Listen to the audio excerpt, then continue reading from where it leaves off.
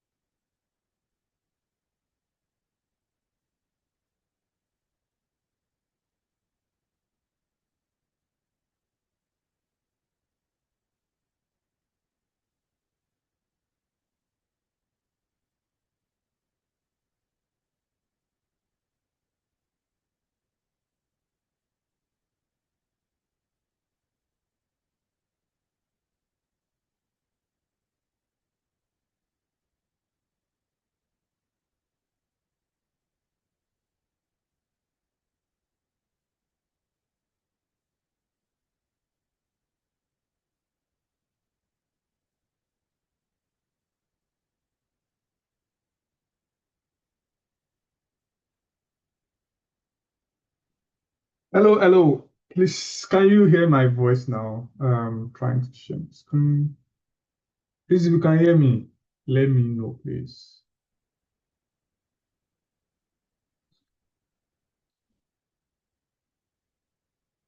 Yeah, sure. Good morning, Tosin. Good morning, Bayo. Yeah, yeah, very audible. Good morning. Right. Good morning, Sammy. Good morning, Ano. Good morning, everybody joining, and those who will be joining on YouTube. Good morning, everybody. And if you'll be watching this video, good morning. We are in the morning over here. Super excited to be hosting Bayo today, and is okay. So coming. Yeah. Uh, done. So share.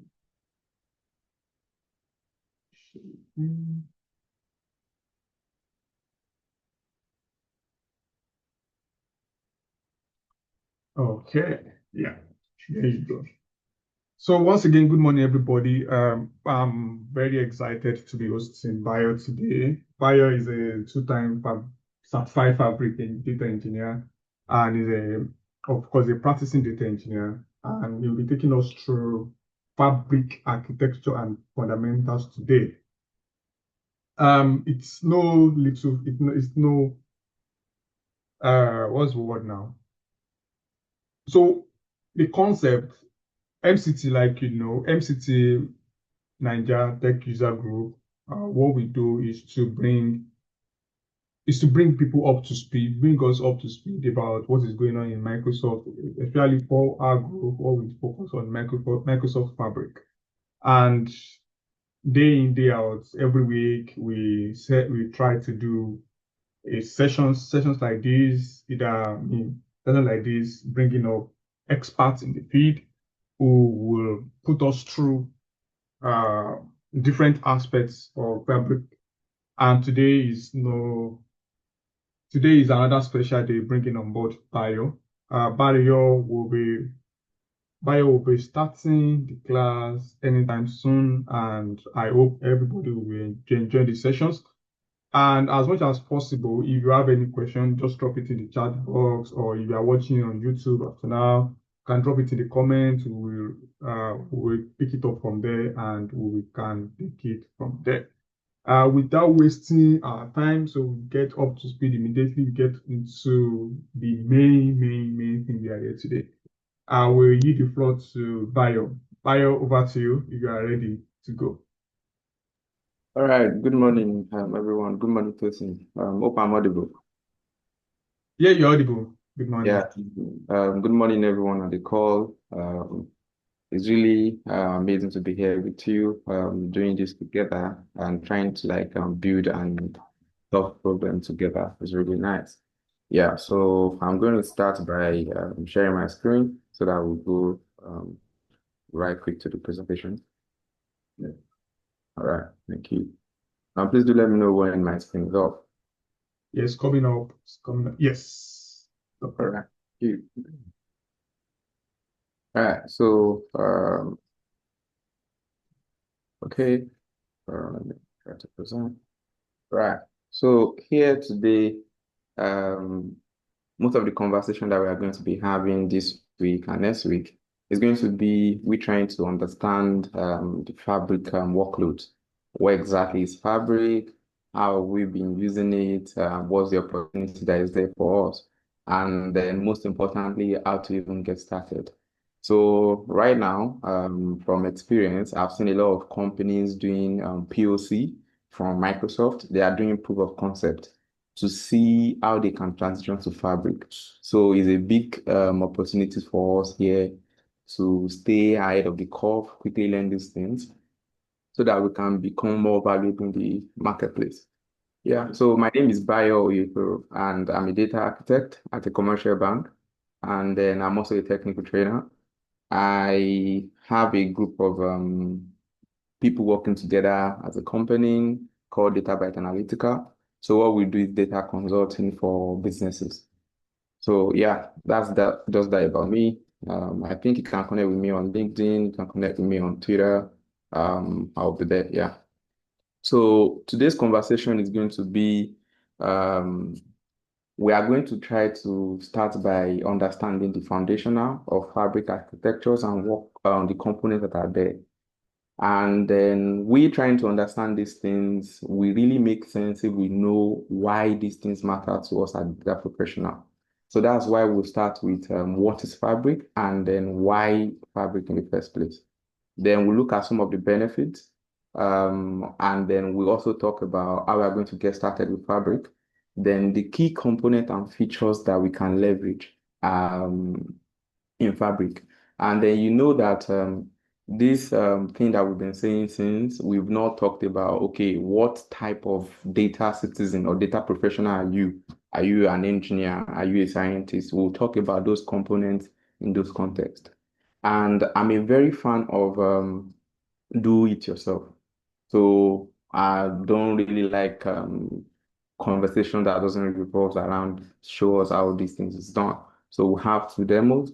The one that is we provisioning fabric instance and governance structure. And then we also talk about data factory experience for today. Then the next class we talk more about some other experiences.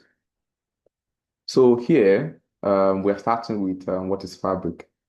So it is exciting time now to be in data. Decades ago, it used to be people that are in probably project management. So those people in project management, they get their own bull time where things was rosy for them. They pick them in. But now we are in the era of AI.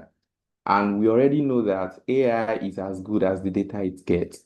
So that's one of the things that is making data professionals very, very valuable. So if you are in data right now, you are in the oil field.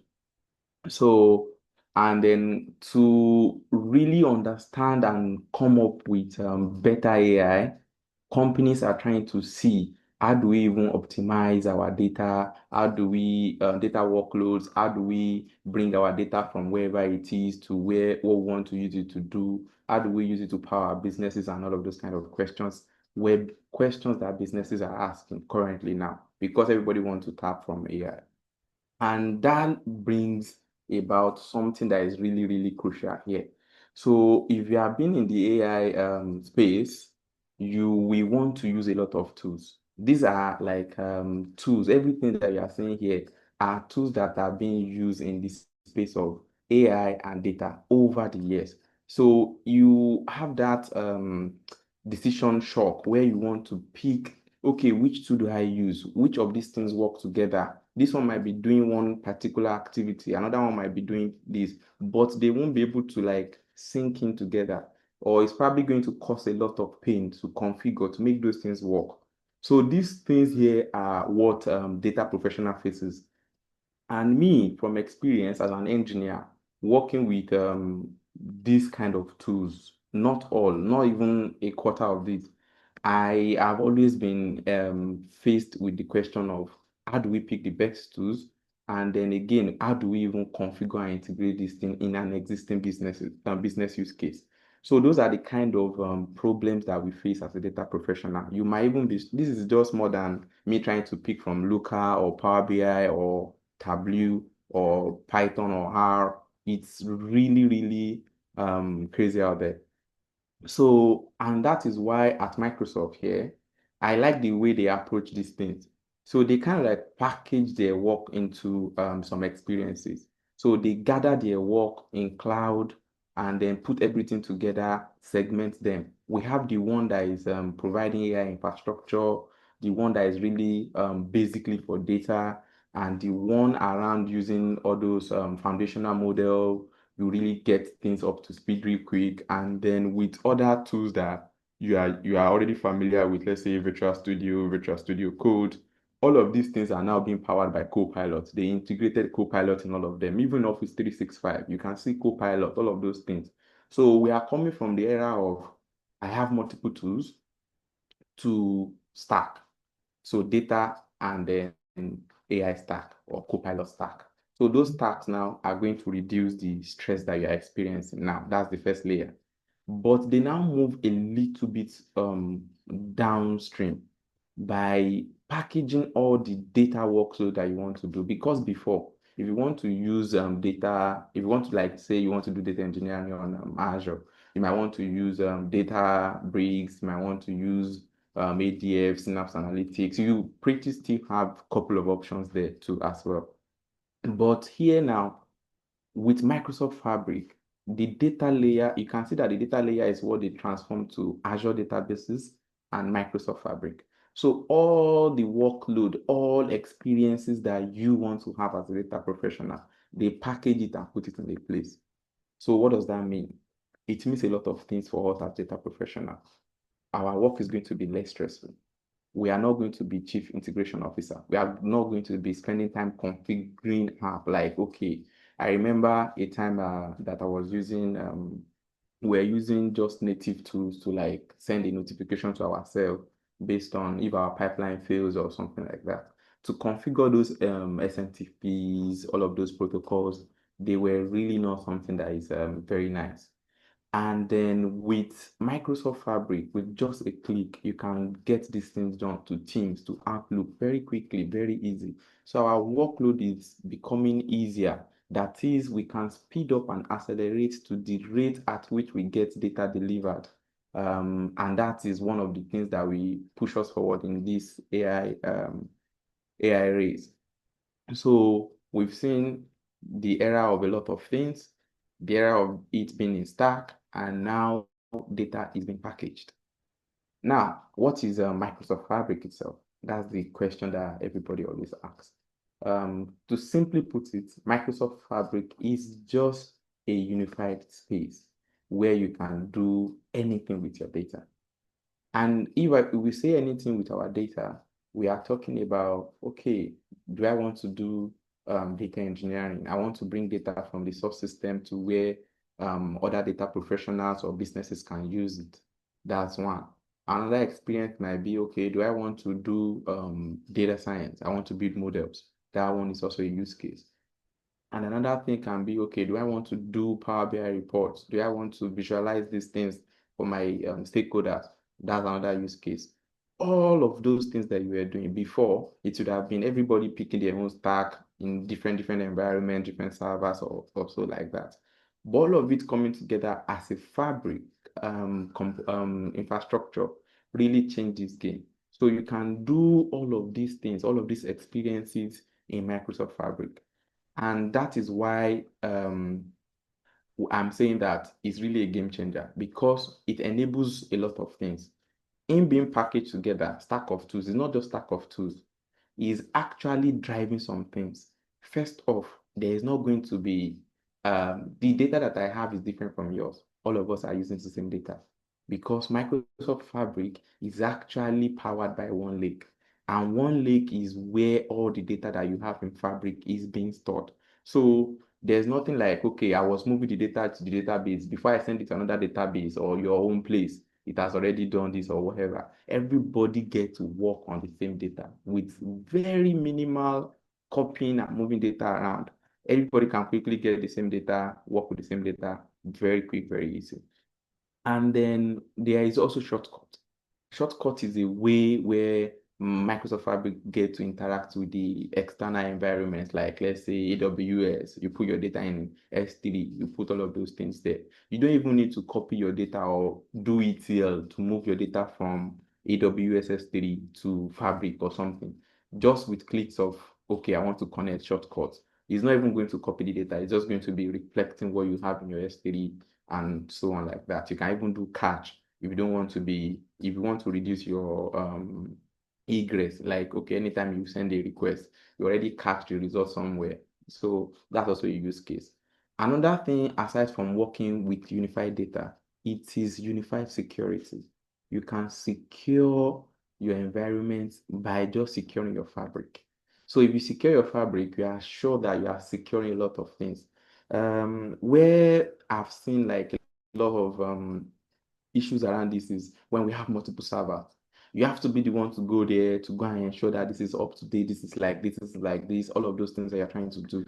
So with everything being in a platform, you can easily monitor and secure all of these things across different experiences. So Microsoft Fabric is just a place where you can get to do anything with your data inside the same environment. That platform is called Microsoft Fabric. And you get to see people throwing the word around saying this is a SaaS product, that is software as a service. That is, you really don't have to do so much to get things up and running. So let's see what SaaS means let's talk about what SaaS is for a while. So what SaaS is just that we are just getting the software. We are not buying a server, we are not configuring it, we are not provisioning it in a place where we have to buy AC to cool the server, to do all of those things. Just go to that website, do your few clicks, you purchase it, you have access to it. That is, you can even set up, let's say I'm a startup now. I can set up my data team infrastructure today with Microsoft Fabric.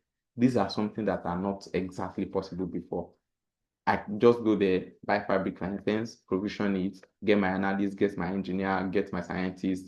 Everything is working very smoothly, unified governance. So, and then what is inside Fabric itself?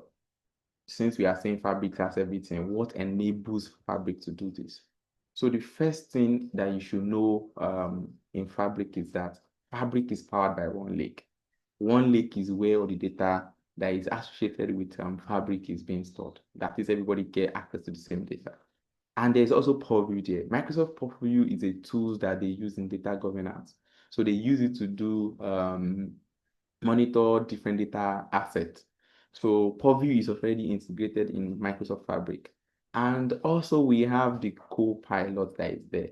If you are writing, let's say you are using Notebook as a scientist, or you are trying to write T-SQL query, you can use Copilot to really change the game, develop fast, get results very quick, do all of those things at a very rapid pace. So AI is also integrated in the core architecture of Fabric. So we have one lake, we have Purview, and we have AI.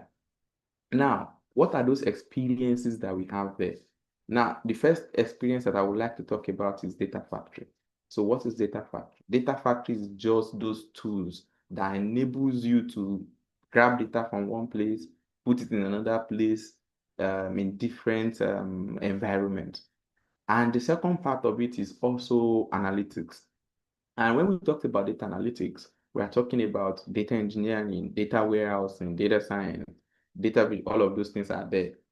And the next one that is in PR now, hopefully it gets to GA very soon, is databases. So databases are those places where you can quickly spin up databases without even creating external database DBs elsewhere. And we also have real-time intelligence. This is where we have event house, event stream, let's say data that you want to work with now. If you are working in, like, let's say logistic company, and then you want to really monitor things as things is going on, or you work in a weather environment where you need real-time analysis or processes of your data, you can leverage that real-time intelligence again. You don't need to go and configure a lot to get things done. Just connect your source, use event stream to stream it there, transform it in the event house, and do all of those things. And the last one is Power BI. There is no need of saying I want to move all our Power BI item before transfer it to Fabric or something. It is already integrated there. So those are the core components that I always use. I've seen people use over time. Even though Fabric has a lot of components as we go down, you will see all of these things. Now, what are the benefits of Fabric? Why do we have to bring everything together? We've talked about some of them though. So if people will be like, oh, this is just like group of tools, they are just bringing tools together. What are the benefits that Fabric can present to us? So the first thing here is the cost effectiveness. Now, I'm saying cost effectiveness now. I just give a use case of me starting a startup. So if I want to start a startup today, and then I'm trying to get my data team up and running, I will have to go and buy servers, configure it, talk to IT guys, a lot of things. I don't necessarily have to do that now these days. Just go there, go and buy your Fabric license, and you are up and running. And the most important thing there is even that you can just pay for what you use.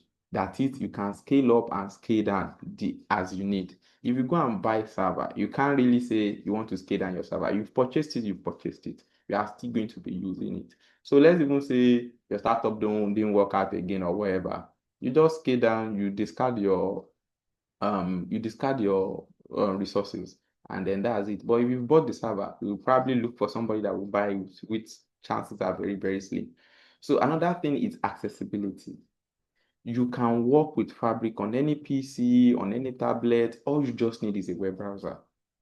And then the next thing is security. Security means that we can secure all of these things easily. They are together in the same platform. Secure the platform, everything is secure. And is using those cloud infrastructure layered security architecture. And then the next thing is scalability. You can easily add, remove users as you wish on the at any instance. You can scale up, scale down the processing power as you need. You can even burst and smooth that enable you to do, like, let's say, okay, you want to automate stuff. Then the next thing is the ease of use. This is where I really want to drive, I really want to like hammer on, is that the ease of use that come with fabrics enables people that are not so technical to really benefit from this, because fabric has in a very user-friendly UI. You don't even need to know a lot. You don't need to write like a lot of codes. You don't even need to worry about how do you manage a Linux system, all of those things. With few clicks, you are getting things done very fast, very easy. So cost effectiveness, the accessibility, the security, scalability, and ease of use are most of the important benefit of Fabric. And that is what we enjoy as Fabric being as a software as a service. Okay, so if you want to now start learning Fabric, where do you start? Actually, there are a lot of resources on YouTube. Everybody is trying to do content. You will see people trying to do a lot of things. Everybody is trying to say, this is how you get started, this is how you do, this is how you do that. But in Fabric, from my experience, what I've seen that has been their most important resources to learn Fabric. The first one are the Fabric webinar series. These are just like series of videos introducing you to different Fabric experiences. If you're a data engineer, if you're a data scientist, there are some videos for you for people that like watching video, but they are very short. Just know that they are not in depth, but it will get you started. The second one, which is the most important one that anybody that really want to be very, very good at Fabric should not miss, is the official documentation. Once you just type it on your browser, the link is there. Once you just type it in your browser and say Microsoft Fabric documentation, it's going to take you to an interface. That interface, you will see they broke things down. Data engineering, data warehousing, all of those things. They broke them down and they walk you through it in depth. Like they talk about performance issues, performance optimization, how those things work step by step with several examples. So standard number 2, official documentation is the best way you can become a Fabric Pro. Then the third one is by doing the modules. So if you type DP700 on your browser, DP600, those are certifications around Microsoft Fabric. So once you type them, it's going to come back with some modules there. Modules are not as detailed as documents, but they are something that is like a learning path. They will give you some path that you will follow to do all of those things. So modules 2 is on Fabric Learn, is on Microsoft Learn. Then the fourth one, which is the last, is the Fabric community. Like one of these communities that we are now, this conversation that we are having, be part of communities. You will see people that have experienced different kind of things. There are some things that probably are in documentation, but you get to learn it when you are actually doing it. But how do you see people that are doing it? It's from connecting to them. I'm telling you now, before I joined my new workplace, I didn't get to use Fabric, but here now I use a lot of Fabric to do a lot of stuff, and some people are still probably just trying to learn. So there's a different environment when you are learning and when you are even doing it in prod. So get to connect with people, learn from them as well. So those are the 4 different paths that I will point at and say, if I want to learn Fabric, how do I start? So those are the things. Now, how do we get started with Fabric? So Fabric, we are already talking about Fabric is this, Fabric is that. How do I start? So things are already becoming very practical now. So we are bringing things. So the first thing you want to talk about when you want to start with Fabric is to understand the administration. So it's just like people that set the things, how things are set in Fabric. So I already summarized this administration. The first one is the tenant level. Tenant level is just like the company itself, like your domain, all of those things, Microsoft. So once you have a tenant, you can create or buy Microsoft capacities. So these are you can buy one capacity for like company, your part of your company in this Africa. You can buy another one for Europe. So those are the kind of the top 2 administration level that you have in Fabric. You have the tenant level and you also have the capacity level. So capacity level is like, okay, you are purchasing this particular platform here. You are purchasing this one here. So you can have many capacities. And then the next one is now workspaces. You now use a capacity to create workspaces and say, okay, we want to work, we want to build a project. Let's put it in like a folder. So that's what it means. Then you can have capacity admin, tenant admin, you can have workspace admin. So you can see that things are already getting granular. Even if you pick a career as Microsoft Fabric admin, you are eating very large. Not even to say you must be data scientist, you must be data analyst. Another thing that we have there is now item level. On item level is when you are creating something that you want to use to do the work itself. So I want to create warehouse. I want to create a lake house. I want to create a semantic model for Power BI. All of those things are the items that you have there. You can still secure your item. And the last one is the object itself. Inside the data warehouse, you might have some tables, you might have some views. Those are the things that are inside the item themselves. So those kind of hierarchy are what we use to administer Fabric. So tenant level, capacity level, workspace level, item level, and object level. That's the best summary I can give it actually, so that you will not be confused. And then in here, you can provision security around them layer by layer, layer by layer. You might say everybody that wants to access our Fabric environment must have our company email. That's first layer. The second layer might be, okay, this capacity, I want to let only people in this region have access to it. That's another layer of security. Then the third one, oh, this workspace that we are having, who gets to write something inside, who get to add something inside, who even get to see it in the first place. So security are even layered on these Fabric administration levels. And then here, who are the administrator? On the tenant level, we can have tenant admin and people that always do this, the roles that you need in Microsoft Fabric, the role that they will give you when they are creating your account should be global administrator, you are either a Power Platform administrator or a Fabric administrator. So if you are not in any of these three roles, you might not be able to provision a Fabric. So where the admins work is actually in Fabric admin portal or the tenant settings. The capacity level, you will either have you are already assigned in Azure when provisioning the capacity. That is, you are somebody in the company, you have the company domain, you have the company email, something like that.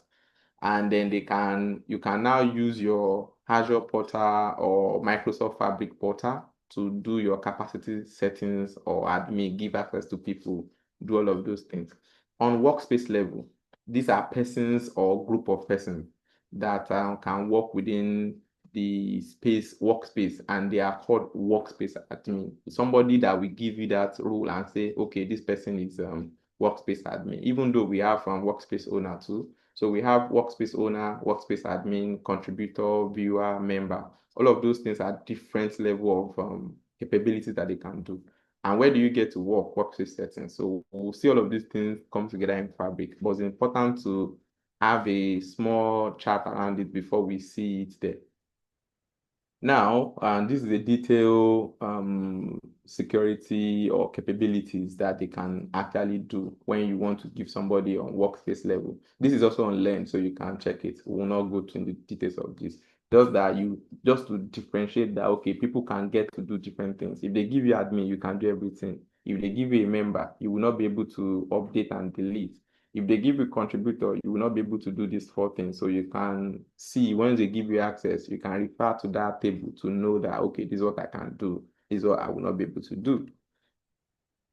What are the key components of Fabric? Yeah. So the first one that we talked about when I displayed those experiences is Data Factory. So Data Factory is just allowing you to do data ingestion at scale. That is, it empowers you with modern data integration experiences to ingest, prepare, and transform your data. So here now in Data Factory, you have a lot of tools that will allow you to move data, transform data from one place to another inside Fabric.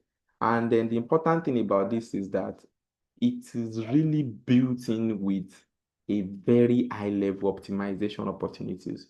That is, you can copy petabytes of data, any amount of data that you want to copy at scale.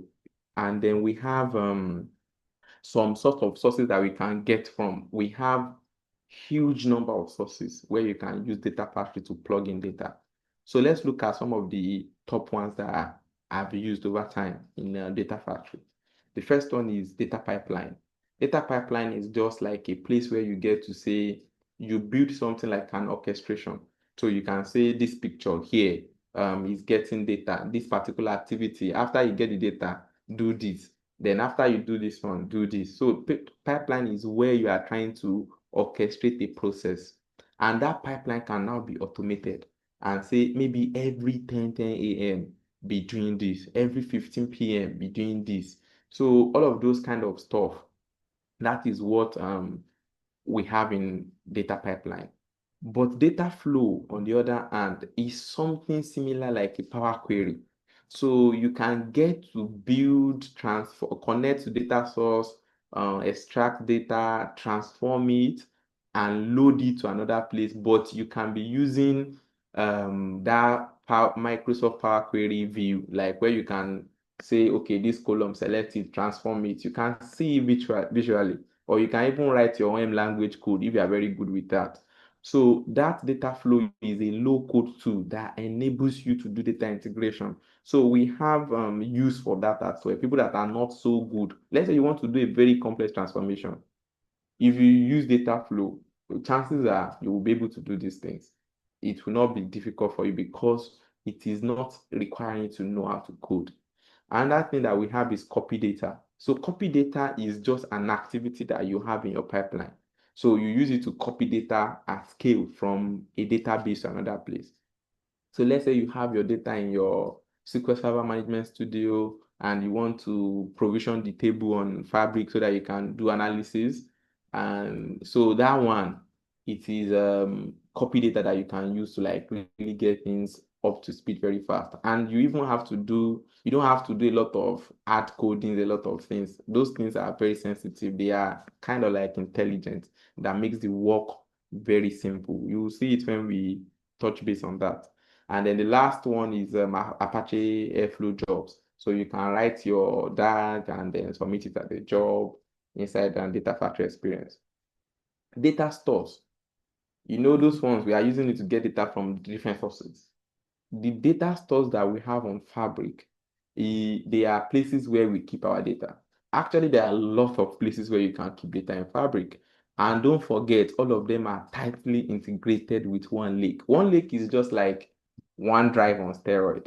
So, if you put your file in PowerPoint, if you do something in Excel, if you do something in Word document, once you go to your OneDrive, everything pops up. If you send things to people on Teams, you can see it on your OneDrive. So one lake is like OneDrive on steroids. So they are tight. All of those data stores that we are saying we have, they are tightly integrated with one lake. The most common data stores that we'll be seeing in Fabric are lake houses, warehouses, event house, database, data mart. So when we say lake house is just like the trending architecture now for storing data. So let's say, if I don't know if you guys are very familiar with SQL Server or PostgreSQL or any kind of SQL database. They kind of like store tables, basically tables. If you have Excel file, you can't put it there, right? But Lakehouse will allow you to pull the file, pull your videos, pull your images, pull the tables. So Lakehouse is just leveraging file storage system and then relational database system, put it together. That's what we have in Lakehouse. Think about it like that. And then warehouse is just strictly for tables, like just your normal traditional data warehouse. Just that the data here now are now stored in Parquet as underlying thing that is powering it. So it's faster. It's like using Spark compute. The compute here, all of those things that you have here, is the difference is just that it is scaled for big data. And that means you get to process things very fast. And then you have Event House when you are doing all of these data streaming and all of those things. Event House is optimized for event streaming, like real-time data analytics. We have databases. We also have data marts that you can use in Microsoft Power BI. So you can say, okay, get data for sales, get data for finance, get the data for HR, all of those things. So those are different data stores, even though they are still more than this. But these are the hot ones that you probably get to interact with, especially this lakehouse and warehouse. You are going to be using them if you are starting out. That's going to be your touch point before you begin to transcend to event house, databases. People that have been using Power BI before, they probably are familiar with data mart. So that's that on data store. So we've looked at data factory, and we've also looked at data stores. What are other experiences that we can use? Here, you can use Jupyter notebooks. You have notebook that is powered by AI. So Copilot is integrated with the notebook. You can use notebook to get your data, build your machine learning model. You can use it to connect to ML flow if you are trying to like log things properly. You can even use inside that notebook. You cannot, when you have a notebook on your computer, you probably be using PySpark or Python programming language. But inside this particular notebook, you can use SQL. You can use T-SQL, like specifically T-SQL. You can use Scalar. You can use PySpark. You can use R.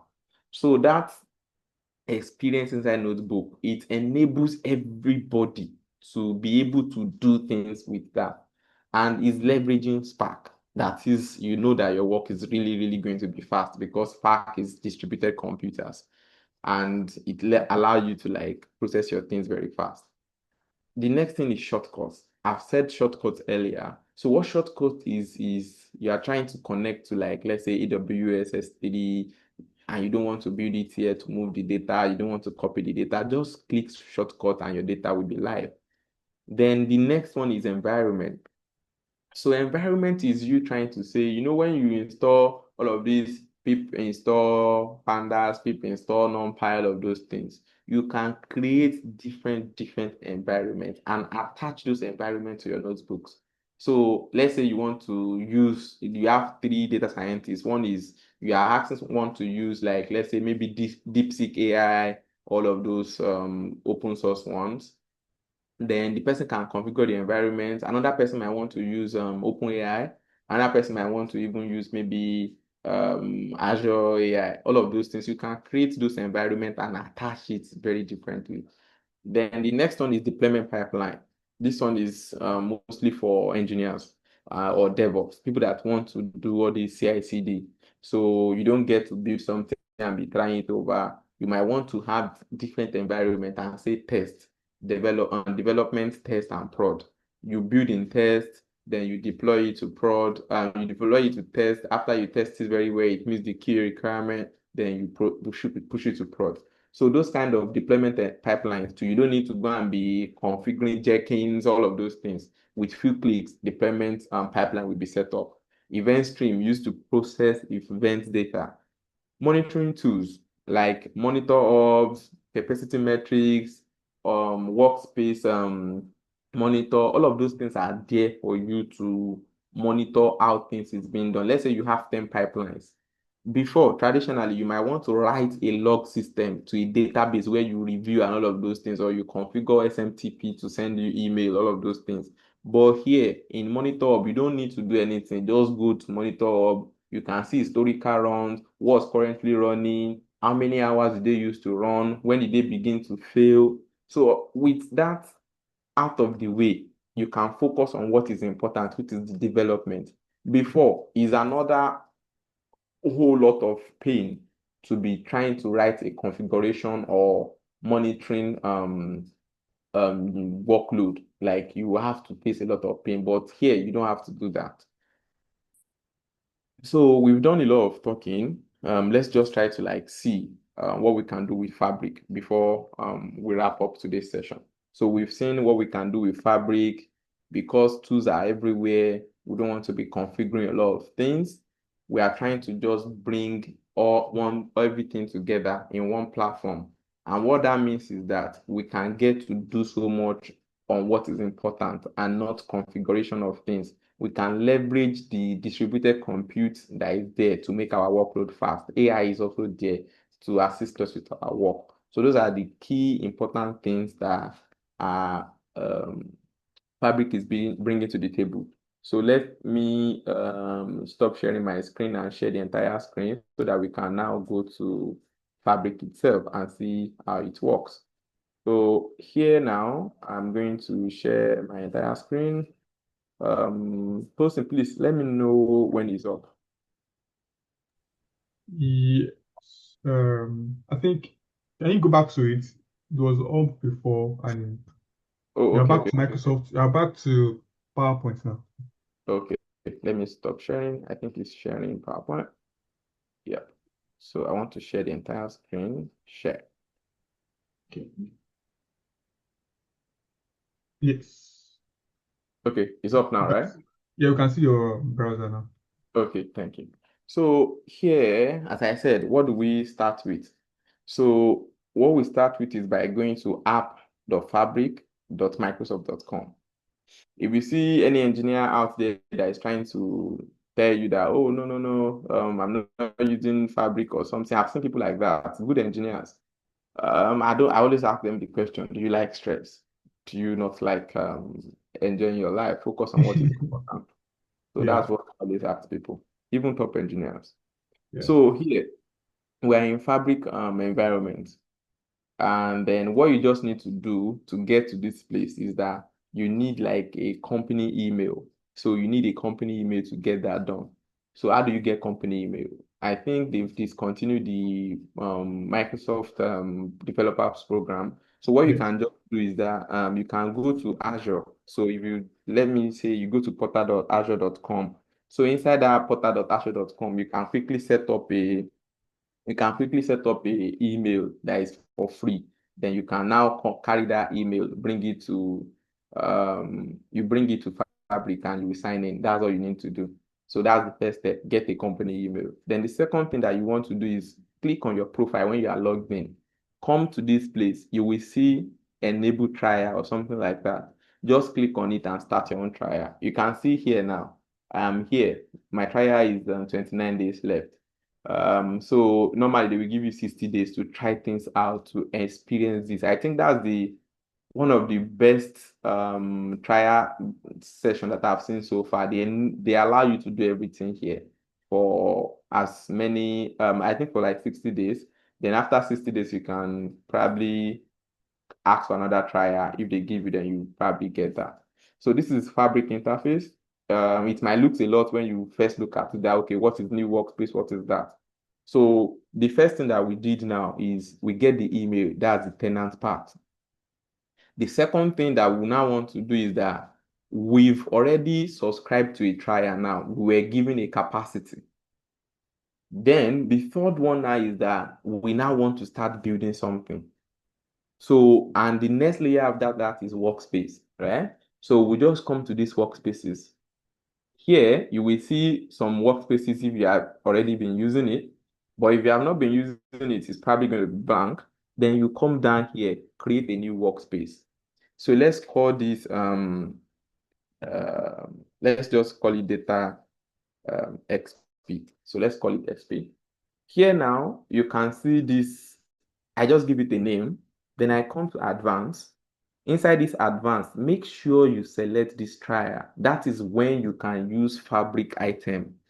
If you click on this pro and premium per user, it's probably just going to give you Power BI experience.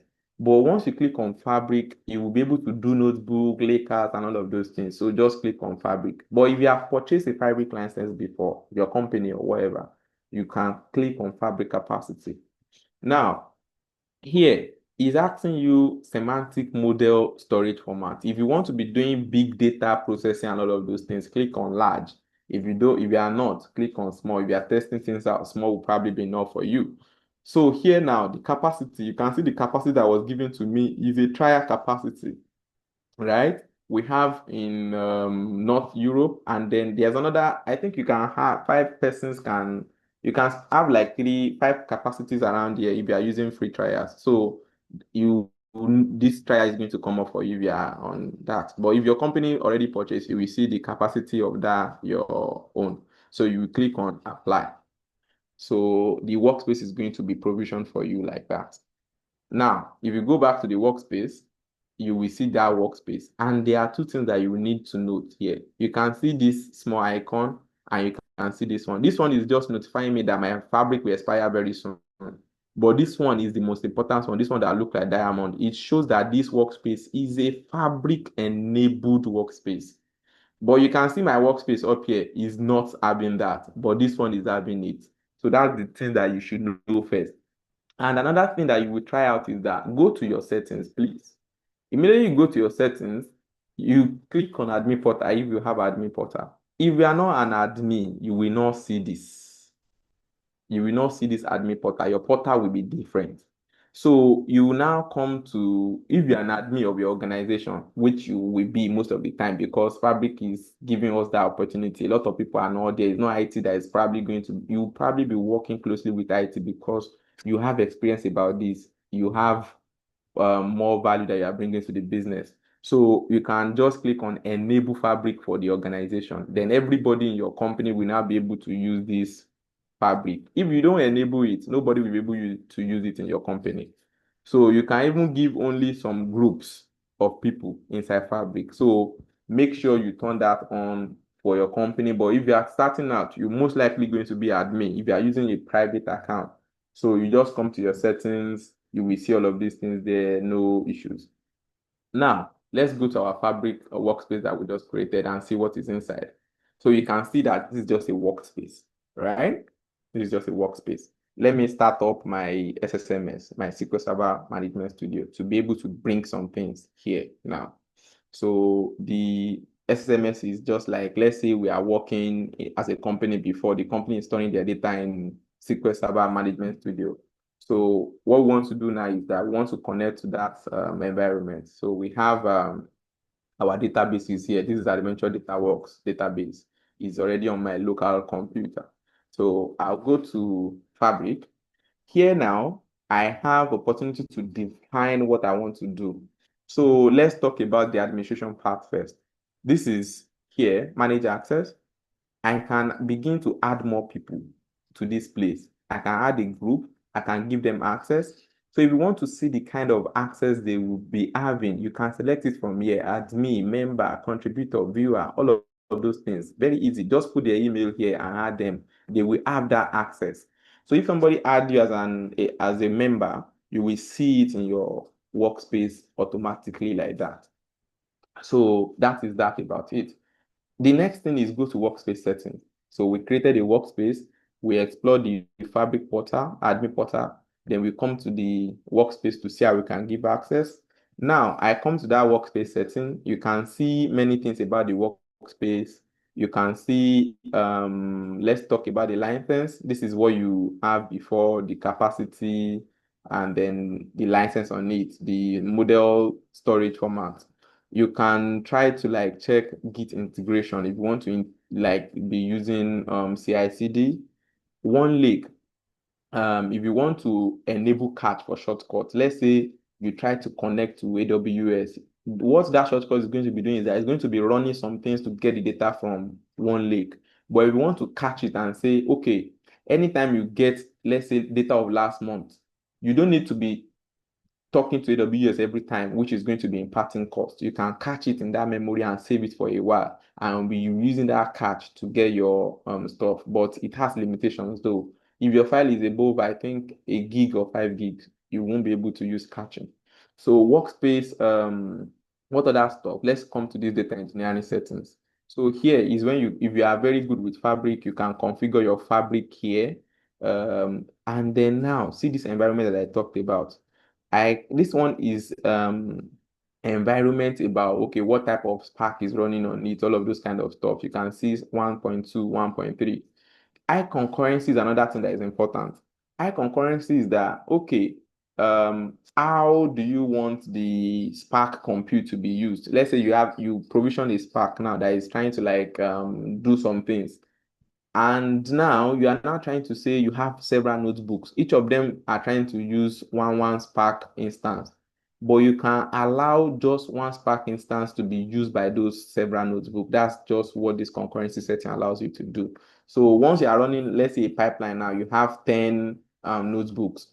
One is just one Spark instance that can be running them. But if they are too big, you can provision one each for them. So that's what you have in this concurrency mode. So those are the most important settings that I always see we trying to do, we trying to configure when we are. So it's just to show that we can configure our workspace the way we want it to be.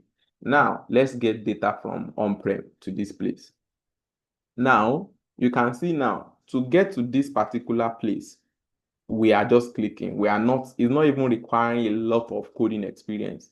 Now, I said one of those things that we use to move data is data factory. But Fabric has a lot of things. It's going to throw you a lot of stuff. How do you stay ahead? It is already partitioned. You can see. You come to new item, get data. You can see get data. Everything that you can use to get data is already here. You can see notebook. You can see mirrored database. You can see data bricks. You can see data flow. You can see data pipeline. You can see copy data. So all of those things are bucketed like this. The next one is data store. If you want to create something that will help you to store data, you can see all of these things, right? Prepare the data, what you can use to prepare the data. So you can see all of those things are actually like grouped together. So you should work with that. So now let's first build a data pipeline to get data from somewhere to somewhere. You know now that you're not an engineer, but you will see that you can actually do data engineering work with Fabric. That is one of those things. It's empowering you to be able to do more. So let's come and click on data pipeline. So it's coming up. Let's call it D pipe. So we want to call it D pipe for now. And the thing begins to create. Then we'll now see what we have there. So you will see some things popping up here. But if you go back to your workspace, you are only seeing that you have your data pipeline here. So this thing is in this workspace. Now, if you go and create another workspace, you will not be able to see that there. So let me come again to my pipeline. Now, what do I want to do? I said one important thing inside pipeline is that you copy activity. One of the most important things. So let us copy something. I want to copy it, data here, right? So I click on copy data. Now, what other activities can you do? You can see activity button, copy data, data flow, notebook, get metadata. You can read the documentation to know more about those things, but you can use them to process data, get data from somewhere to somewhere. So now we want to click on this copy data and we will now say move. Let's just call it move data.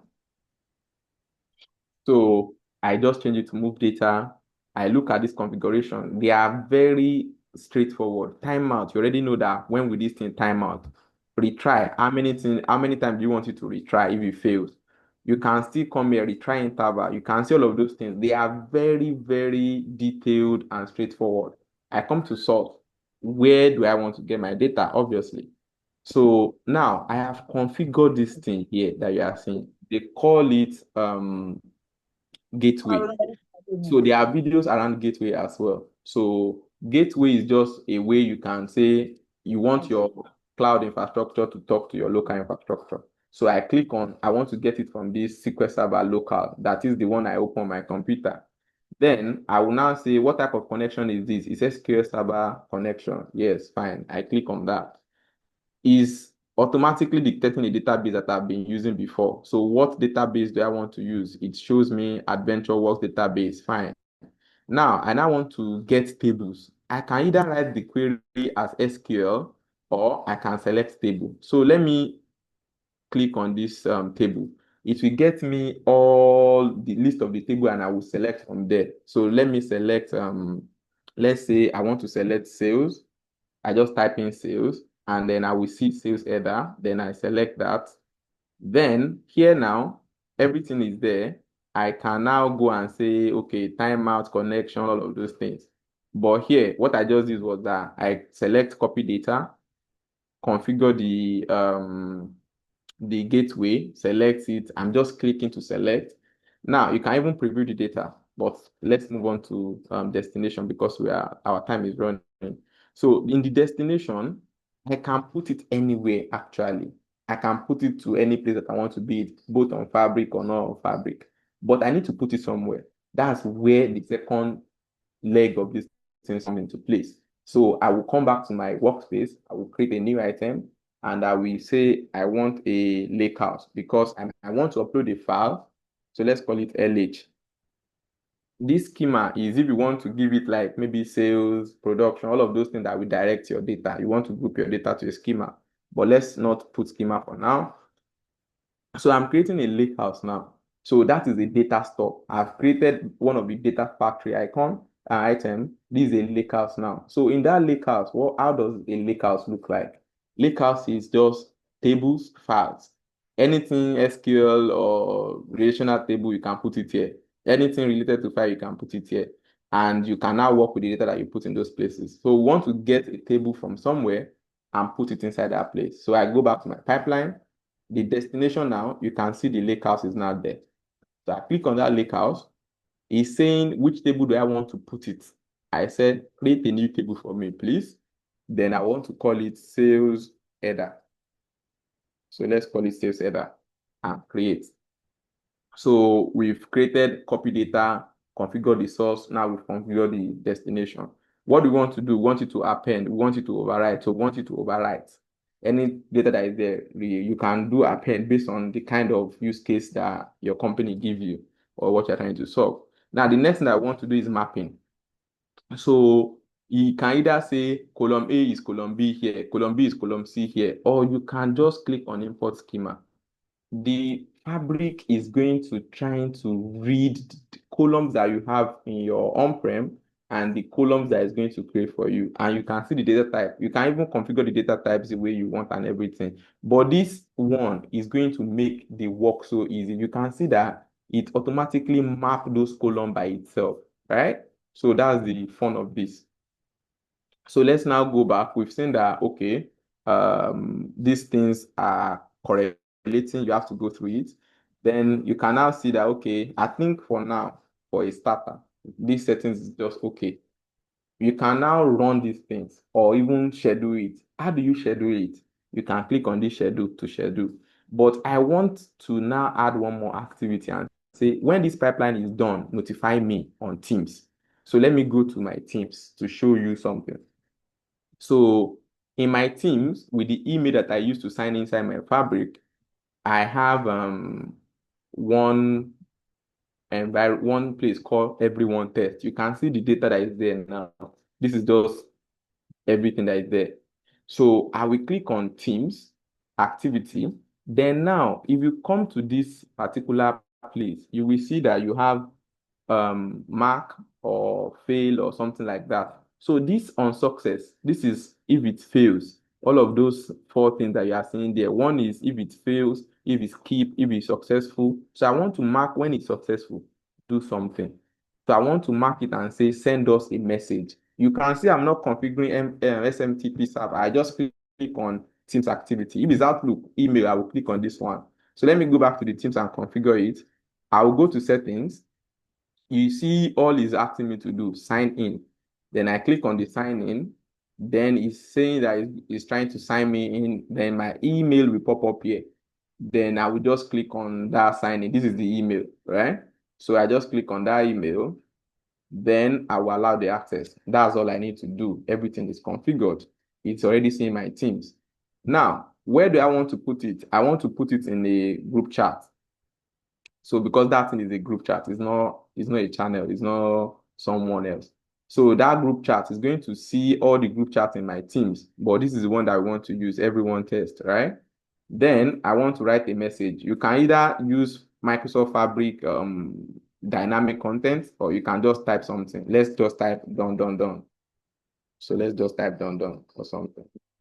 So that is all I want to put inside for now. You can add more details and say pipeline, something has failed or has done or something, but we'll mark it on success. So how do you now do this? Your work is already done and everything is done. So what you will just do is just to save your work. So you have already built it here like this. You have gotten data from somewhere, you uploaded it to somewhere. We didn't do any transformation though. So you've saved it. You can now run it or schedule a run. So let's just run. We just want to click on run. So while that one is running, let's just refresh this page to see. Let's go out and coming back and see what is there. You can see that the move data activity has begun. So queue is already queued. Then I think it's already refreshing. You can see it's already moving from queue to in progress. So we are getting data from our local instance to this place. So this is the table that we are getting. Yeah, is inside this place here. So sales, this is the one that we are copying. Header, this one is the one that we are copying from our local to that place. So let us do something to see the data. Select top 3 star from, let's just copy this guy out and then just run it. So this is the data that we are trying to copy now. Now, let's head back to Fabric. You can see everything is successful. Let's see if we actually get a message on our Teams. Can you see? The message is there. Done, done, done. Everybody can see. You can write, okay, end of month report has already finished running. So it is that simple. Now, if you now come back to your lakehouse, if you come to tables and you refresh, the table that we just inserted now, like populated now, will come up. So you now see that, okay, you can now migrate your data from local to this Fabric. That's data engineering. So you can still check the columns that you have and everything. So now let's now say I want to get something about the other details. So let me just say I want to get something around, let's just pick customers. I have the customers file downloaded somewhere on my PC. So you can see the customers file, right? So that is the customer file inside that folder, but I want to use Fabric to process it. So what I will do now is that I don't have to just bring only tables. I can come here now and say upload a file. Then I will come to my computer and click on it that I want to upload something. I want to upload customer, right? Then I'll click on upload. Then it will begin to upload that customer file. And you can see it is here, right? So it's coming, it's almost done. Then I think it is done now. Yeah. So if I come to my file and I refresh, let me refresh my files, you will see my file somewhere around here now. So let me click on it. You can see the customer CSV file inside that place. So you have files, you have this thing. So you can enjoy. If I want to connect to cloud, I will just click on, let's say, shortcut. I will just create a shortcut and use the shortcut to get the data. So we have a warehouse. I'm sorry, we have a workspace now that has the data pipeline. We have a data store, and we import file and table to that data store. So to quickly confirm what we have, how do we do this? Some people want to use SQL. Some people want to use notebook. How do you do that? So that's where this experience comes in. You can click on this, open a notebook. You can, if you want to interact with it with SQL, you just need to come to this top place, Lakehouse, right? You have two things, Lakehouse and SQL endpoint. Click on that SQL endpoint. It will transform it to where you can use SQL to do it. And this is very fast because they are using Parquet Delta table storage that is very, very enhanced for you to do your work. So now this thing, once this thing finish rolling, you can go come to DBO, come to tables. The table is there.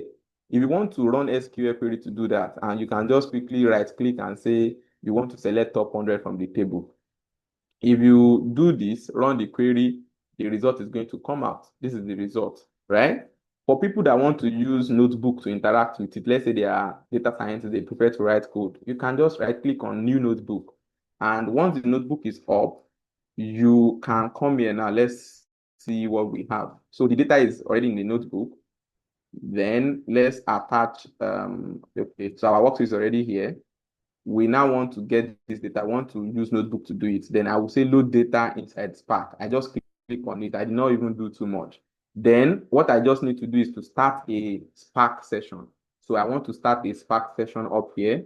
Then I will now run the code because it needs Spark to process the work. So let us see. Once the standard session is already up, this thing that I just clicked now that is already up, if you want to write the code yourself, you have to configure all of those things on your computer manually. Then you have to just come here to run, then the data will be displayed. You can see that the data is even displayed in SQL format and everything. So that is just the data factory experience that you have in Microsoft Fabric. I'm already 10 minutes of our time, I know. Then I just want to show the last point. So we've shown data store, we've shown data pipeline, we've shown notebook experience, how to query it in SQL endpoints. The last thing that we are here to show is that data flow that I said it looks like a Microsoft Power Query.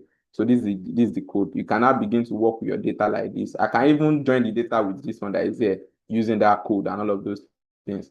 If I right click on this guy, I can say load this data into Spark 2. That one too will come as a Spark. Then it will display the data very easily. Then you can join the two data frames together. So that is that about notebook experience. If I want to create the third one, which we mentioned, just come to new item again, come to your data flow. Let's use data flow gen 2. I click on, okay, I don't want it now. Then I just click on data flow. So once data flow comes up, people that are familiar with Microsoft Power BI, they will be able to do that. So I want to get the data from where? I want to get it from my, let's say, I think CSV on my computer. So I just click on upload file. Let's browse the file. Then here in the customer, the data is there. Or let's get Excel file. Let's get Excel file this time around. We've already loaded customer. So I want to upload something. Then I click on this. Then I select the save header. Then open it. Then it's trying to upload the file. So the file you can get data from any sources basically. So just come to items, create data flow, then you follow the visual guidance that is there. It's very straightforward, very easy to use. So the Excel file has just one sheet. So I click on it and say create. Then the data is already here. So I can bring in multiple data. So how do you do that? It's in this place, like here, right? Come here, pick from any sources that you want. Once you, let's say I want to do transformation on this place, let's say I want to delete few columns or do anything, you can just come here, right? Do anything that you want to do, or just click on this plus sign, search for anything. These are the list of things that you can do. You can do a lot of things here. I can remove duplicates, do all of those things. Once you are done, you will just attach it to a destination here, this place. Let's attach to one destination. Click a lake house or anywhere you want to install it. Then I click on lake house, none for now. Let's go to next. Let's pick our lake house that we just created now. What that lake house to? So we call it data SP. I open it. This is the lake house. So inside the lake house, I selected this particular one. Then I want to give it a sheet one name. That's okay. Then I click on next. Then the setting is automatically detecting itself here.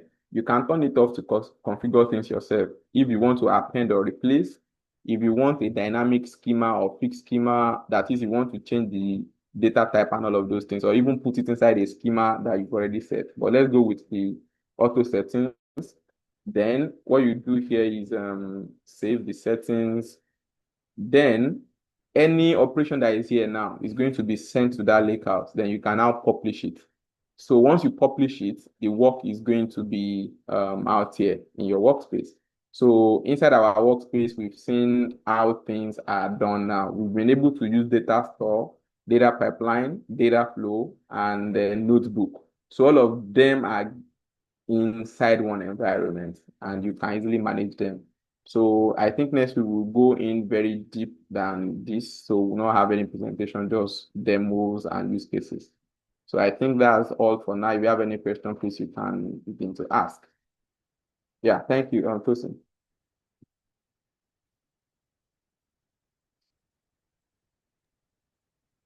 Thank you so much, Bayo. This is an interesting session, and I believe people can agree with me that it was very deep, detailed, and yeah, very, very, very detailed. Thank you so much for your time, Bayo. All right. We can now welcome questions. So if you're on this call, live session here, if you're on this call, please drop your question if you have any. And for those who are watching on YouTube, you can drop your questions on comment sections. That will be fine. We'll be able to treat it. And if not today, you can drop your questions before next week. You can drop it in the community group. You can drop it. You can even make a comment on YouTube page. We will come back to it and we will Bio will do it next week. Next week Saturday is another time, same channel next week. Okay. I have two messages. Julius is saying thank you. And Bosun is a lot of us say thank you. Thank you to you, Bio. Everybody say thank you to you. I think there's for today, I think everybody is clear with this, and I think maybe the questions will come over maybe by next week. We have questions.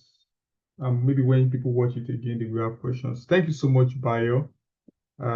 If there is no question at all again for today, yeah, if someone has a question. My question is when you were configuring the connection set sources. Okay. Julius, do you want to turn on your microphone or do you want to type the questions in full? Because I can't.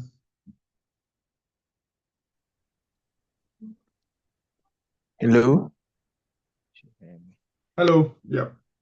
Oh, you can hear me, right? Yes. Good morning. Oh, yeah. Yeah, morning. So, my question goes like this. So, I saw the presentation was wonderful, and thank you, Mr. Bayo, for what you did. You took us from little knowledge to having seen fabric in a new light. So, thank you so much. And my question is to the connection sources when you were doing it. So I was wondering, was the SQL server, did you have it like previously designed? Because I'm new to it. So you just click on the SQL server and then there you just get the table, that's itself. Was it already designed? Initially, it was something that you can do, or it was okay, make like does it come custom with the software? It's something that you are working already on it. Oh, okay. Yeah. So I think it's because I'm already working on it. So let me quickly walk you through the step. So the first one here is that you will come here and say, if you want, let's say you have fabric now, it's going to be empty. You will not be able to see those things. So one thing that you will first do is that you search online, you install this thing called on-prem data gateway. So once you install that, what this eye is going to look like. It's going to come up like this. Then you can sign in with your email. Once you sign in, you will see that okay, your on-prem is working, right? Then you will now come to Microsoft Fabric. Then you will come to these settings here, right? You can see manage connection and gateway. First step, install on gateway, Microsoft Gateway. Come to Fabric, come to settings. So once you come to settings in Fabric, you want to use that on-prem that you install or on-prem gateway to connect to that. So how do you now configure your on-prem? You just sign in inside that app. Then you will come to new. Then inside this place, you will see this is the one that when I was doing that installation, when I install it, I sign in. This is the name that I gave it. If you have your own too like that, you will see the name pop up here, right? So once you click on that name, it's going to tell you like, okay, what do you want to give this name? Let me just give it CCC now, right? So if I give the name CCC, it's just going to say what's the connection type. So it is SQL Server. That's why you can see that SQL Server in my own instance. So let me click on, let's say, where is SQL? SQL is probably down. SQL Server, this one. Then it will ask you to put the connection details of that SQL Server, like the IP address, the name of the database, your password and everything. So once you create it, if you want to use anything that you want to use to connect to that particular instance on your Fabric, you will see that thing. It will now pop up as the name that you give it. I don't know if that's clear, right? Do you get that? Yes, sir. Thank you. Thank you so much. Yeah, all right. So that is why you can see it here. If you do your own too, you will see something else. So this is the name I give my own, sir. That's just it. Yeah. Thank you. Thank you, sir. All right. Cool. Thank you. Thank you so much. Do you have any question again? Anybody have any question? Question. Let me check online if you have any. Okay. In order not to waste our time again, and so that we can rest and carry on with the other activities of the day. Thank you so much, Bayo. We'll be happy to have you back next week. So we'll continue from there next week. Thank you everybody that joined the call today. Thank you for the community. Thank you for growing the community. Thank you for your contribution to the Microsoft Fabric community, everybody. Thank you so much. We appreciate. And we will take it from there next week. And yeah, we say if it's okay, we say bye bye. And Okay. Sorry, Tosin. 1 minute. yeah. Can you hear me? Yes, we can hear you. I have like so that we can have a very smooth experience next session. I have like just list of checklist, like maybe 4. Is it okay for me to send it to you so that the community members can make sure that they do that one for anybody that wants to like get their hands dirty or something? I can give them an email if they want, but that checklist is like okay, install Fabric, do the email, set up this ones before next week. Is that okay if I send it to you later? Yes, please. That would be very, very helpful. So thank you so much. Anybody that needs an email should just reply to you. Then I will send them a company email that they can use to practice. Right. Okay. All right. Okay. Yeah. Thanks. Bye. Thank you so much. Thank you so much. And I want to say thank you to everybody. And if there is anybody saying anything, any hands or no. Okay. Thank you, everybody who joined this call and those who are watching on YouTube. Thank you so much. And we'll see you again next week. Bye.